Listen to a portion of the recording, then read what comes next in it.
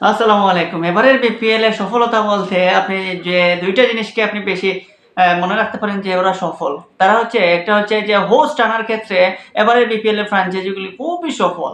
আর হচ্ছে বিপিএল শুরুর আগে যে কনসার্ট হয়েছিল সেটাই হচ্ছে সফলতার মূল একদম। এবার বিপিএল এ হোস্ট আনার ক্ষেত্রে দেখবেন কেউ কারো থেকে পিছিয়ে নয়। সিলেট, চিটাগং, ঢাকা এখন শেষ পর্যন্ত ম্যাচ রয়েছে ২ টা। তার আগে নিয়ে এসেছে হোস্ট অস্ট্রেলিয়ান ক্রিকেট প্রেজেন্টারকে। তো এই যে অবস্থা মানে কারো চেয়ে কারো কম না। হোস্ট আনবে সবাই। এমনকি দুর্বার রাজশাহী যে দুর্বার রাজশাহীর টাকা দিতে পারতেছে না প্লেয়ারদের সেই বদনাম এসে পড়েছে ঘাড়ে। তারাও কিন্তু হোস্ট এনেছে। তারাও কিন্তু পিছনে তাকায় নাই। তারা হোস্ট এনেছেই এনেছে। তবে সবচেয়ে আলোচিত হোস্ট যারা যেমন এই চিটাগং কিংসের ইয়াশা সাগর কানাডিয়ান এই মডেল কিন্তু দুর্দান্তভাবে ছাপিয়ে বেড়াচ্ছেন টোটাল পিপিএল। তিনি আকর্ষণের কেন্দ্রবিন্দুতে।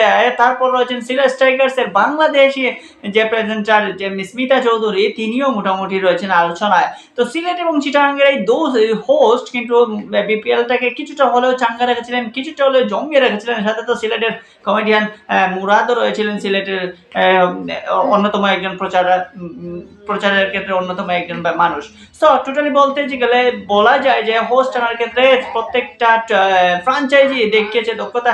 এখন শেষ পর্যন্ত ঢাকা ক্যাপিটালস ২ ম্যাচ আগে তারা যে অস্ট্রেলিয়ান প্রেজেন্টারকে নিয়ে এসেছে আসলে ঢাকা কি খেলতে পারবে, কোয়ালিফাই করতে পারবে এই বিপিএল এ? নাকি তারা শোনা যাচ্ছে যে মহিলাদের বিপিএল হবে, সেখানে শোনা যাচ্ছে ঢাকা দল নেবে। তো মহিলাদের বিপিএল এর কথা চিন্তা করে কি আগে থেকে হোস্ট এনে বসে রাখলো ঢাকা ক্যাপিটালস?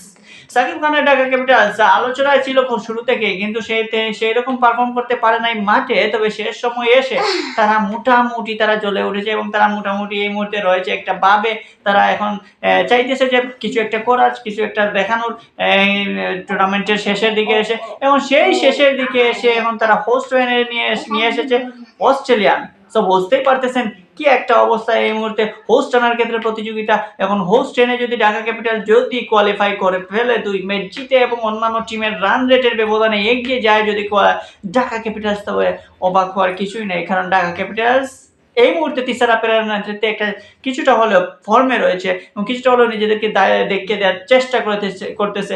এবং সবচেয়ে বেশি মজা হচ্ছে এই বিপিএল এ প্রত্যেকটা টুর্নামেন্টের যেরকম অনলাইন ভিত্তিক যে প্রচারণা থাকে তার চেয়ে আলাদা মনে হচ্ছে এবার ফ্র্যাঞ্চাইজিগুলো দেখবেন রেগুলার তারা পোস্ট করতেছে পেজ থেকে, তাদের নিজস্ব পেজ থেকে অপোজিট পার্টিকে নিয়ে বিভিন্ন ধরনের মজার উক্তি দিয়েও কিন্তু পোস্ট করতেছে। সেক্ষেত্রে ঢাকা বলেন, চিটাগং বলেন বা সিলেট, রংপুর রাইডার্স প্রত্যেকেই কিন্তু মজার পোস্ট করতেছে, মজার কমেন্ট করতেছে এবং ম্যাচ শেষে অপোজিট পার্টি নিয়ে। সো এই দিকটা বলা যায় বিপিএল এর কিছুটা হলে একটু ব্যতিক্রমী একটু আলোচনা সৃষ্টি করেছিল। কিন্তু বাকি যেগুলো রয়েছে যেমন টাকার বিষয়, বদনামের বিষয়, এই টাকা এবং বদনামটা রয়ে গেল বিপিএল এ এবারও তাদের সঙ্গে ফ্র্যাঞ্চাইজি গুলোর সাথে। এবং বিপিএল গভর্নিং কাউন্সিলেরও কিছুটা দোষ রয়েছে, বিপিএল গভর্নিং কাউন্সিলেরও কিছুটা এখানে খামখেয়ালি রয়েছে, যার দরুন এই বদনামটা এসে পড়েছে বিপিএল এর ফ্র্যাঞ্চাইজি গুলোর কাঁধে, বিপিএল এর ম্যানেজমেন্টের কাঁধে। তো আশা করবো বিপিএল এ থেকে শিক্ষা নিয়ে নেক্সট বিপিএল এ ভালো কিছু করবে এবং হোস্ট আনার প্রতিযোগিতায় দেখা যাক কোন হোস্টের